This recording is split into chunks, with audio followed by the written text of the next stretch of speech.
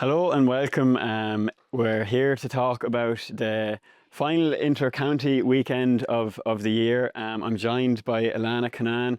How are you, Alana? I presume you're looking forward to the All-Ireland Camogie finals this weekend. Yeah, good, Niall. Looking forward to it, all right. It's a repeat of last year's one, but no doubt in for a cracker once again, I'd say. That's it, of course. It should be a great day of Camogie, starting with the junior final between Armagh and Laois, and the intermediate final between Kerry and Offaly, and then the big one between Galway and Cork. So it should be an exciting day of Camogie. We're starting, I suppose, on the back of the ladies' football finals last weekend. There was a big crowd there, 48,000, and I think you were at the media day for the Camogie finals yesterday, Alana, and they're hoping for a big crowd as well on Sunday.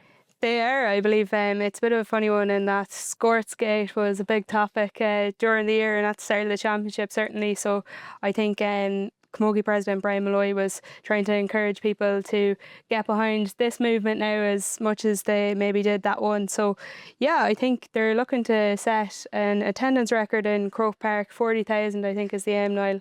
So it'll be interesting to see how they live up to that. I know last year's attendance between Cork and Galway was 27,800, around that mark. So they'll have a bit to jump on from that, but hopefully there's a good crowd and a good atmosphere as well. Definitely, I suppose, as you mentioned, like, it kind of is the elephant in the room, the Scorts Gate.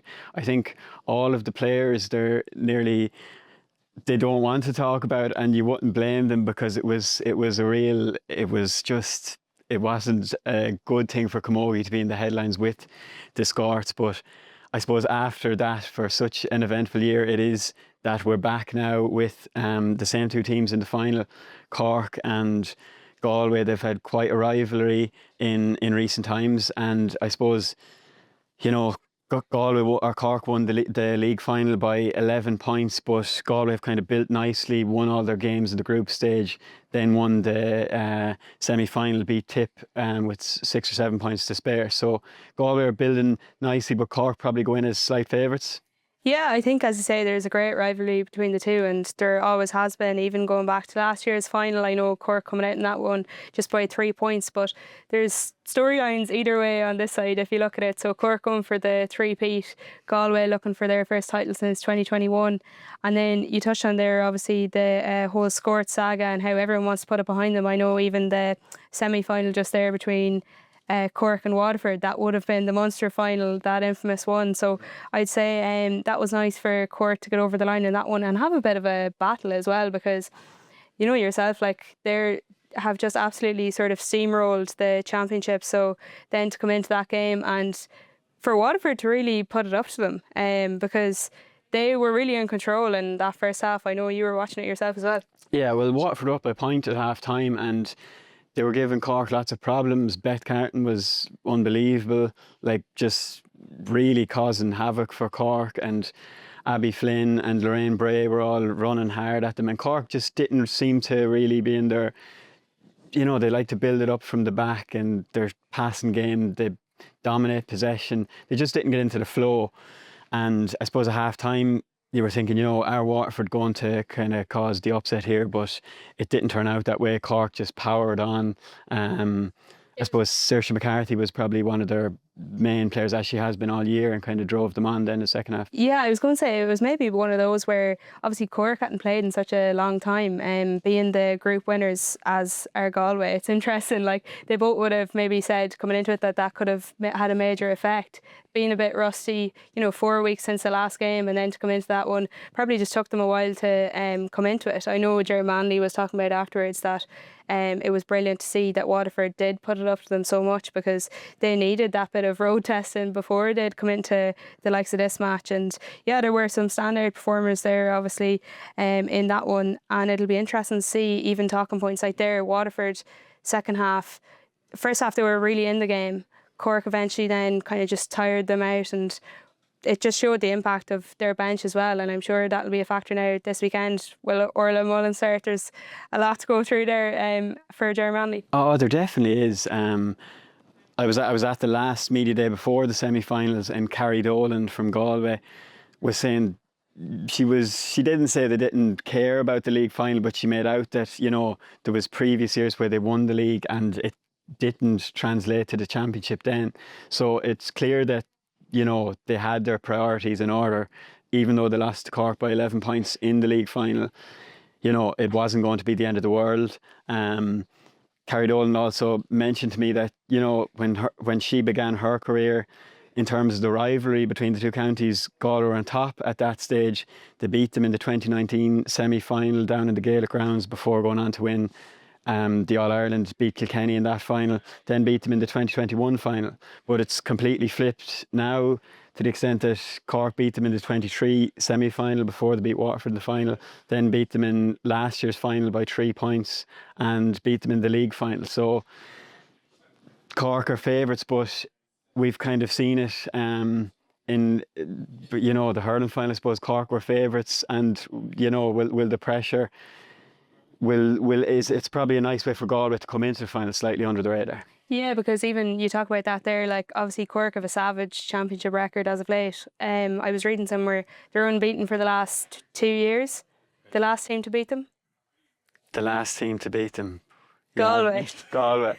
So then that sets it up nicely then for this weekend. That was in the round robin 2 years ago. So like obviously then Cork went on to win the semi-final and eventually the final that year, setting off this big 3 in a row.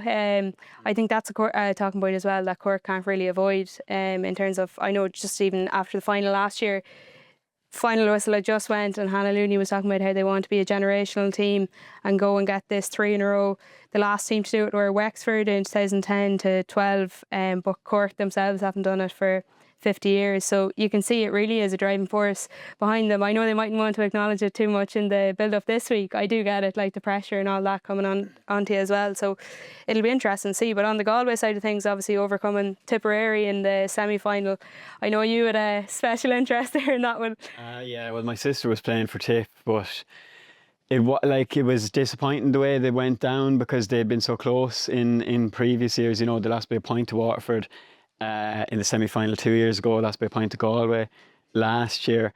But, you know, they were well beaten this year and couldn't have any complaints, which is probably a good sign for Galway, you know, leading up to the final. Ailish Riley was player of the match that day, Carrie Dolan.